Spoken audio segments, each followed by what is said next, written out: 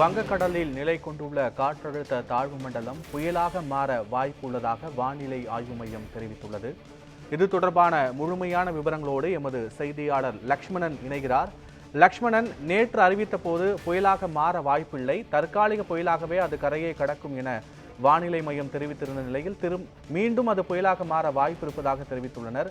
விவரங்கள் என்ன?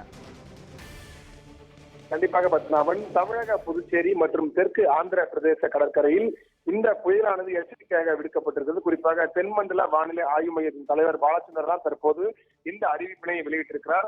அதில் என்னவென்று பார்த்தால், தென்கிழக்கு வங்கக்கடல் பகுதியில் நிலவி வரும் காழ்ந்த காற்றழுத்த தாழ்வு மண்டலம் வடக்கு வடமேற்கு திசை நோக்கி நகர்ந்து கொண்டுள்ளதாகவும், தற்போது ஆழ்ந்த காற்றழுத்த தாழ்வு மண்டலமாக நாகப்பட்டினத்திலிருந்து 310 கிலோமீட்டர் தூரத்திலும், புதுச்சேரியில் இருந்து தென்கிழக்கு திசையில் 360 கிலோமீட்டர் தூரத்திலும், சென்னையிலிருந்து தென்கிழக்கு திசையில் 400 கிலோமீட்டர் தற்போதும் நிலை கொண்டுள்ளதாகவும் கூறப்பட்டிருக்கிறது.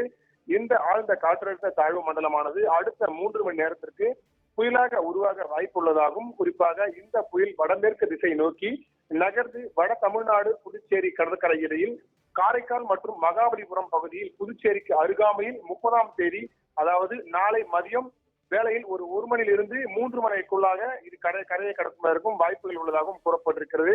மேலும் பார்த்தோம் என்றால், இது கரையை கடக்கும் பொழுது 70 முதல் 80 கிலோமீட்டர் வேகத்தில், சில தருணங்களில் 90 கிலோமீட்டர் வேகத்தில் கூட காற்றின் வேகப்பாடு அதிகமாக இருக்கும் எனவும் தற்போது தெரிவிக்கப்பட்டிருக்கிறது.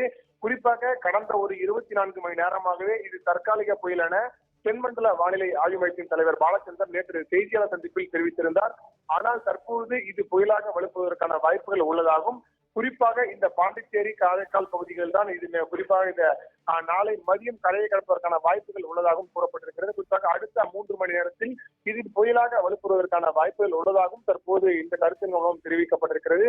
அதனைத் தொடர்ந்துதான் இன்று மாலை, அதாவது இன்று மதியத்திலிருந்து நாளை மாலை வரை சென்னை புறநகர் பகுதியில் மட்டுமல்லாமல் இதுவரைக்கும் மழை இல்லாத பகுதிகளுக்கு அதிகமான மழை பெய்யக்கூடிய வாய்ப்புகள் உள்ளதாகவும், மேலும் இந்த டெல்டா மாவட்டங்களில் கூட அதிக மழைக்கு வாய்ப்பு உள்ளதாகவும் தற்போது இந்த அறிவிப்பு மூலம் தெரிவிக்கப்பட்டிருக்கிறது.